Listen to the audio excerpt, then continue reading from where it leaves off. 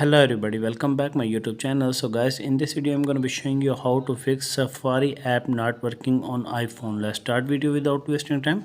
First of all, open your setting app and type on Wi-Fi connection, and you make sure that strong Wi-Fi connection connect and turn the toggle off Wi-Fi, and after 1 minute and type on again Wi-Fi connection connect and check whether the problem has been fixed or not. If the problem is not fixed, then go for the next method and open your again setting app, scroll down and type on Safari, scroll down and type on advanced and type on website,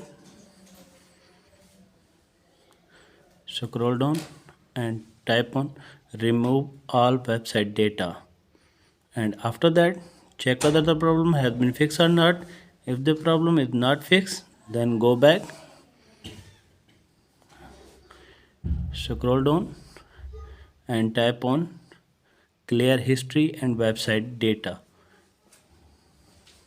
and type on again clear history and data, and after that check whether the problem has been fixed or not. If the problem is not fixed, then go for the next method. Go back your home screen and again open your setting, scroll down and type on journal and type on date and time.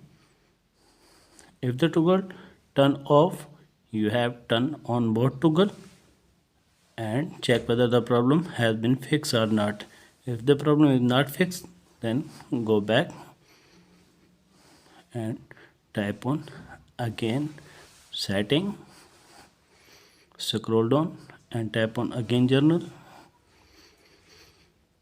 scroll down and type on reset iPhone and type on again reset and type on reset network setting. Enter your passcode and tap on reset network setting, and after that I hope your problem will be fixed. If the video is helpful, then like and subscribe my channel. Thanks for watching.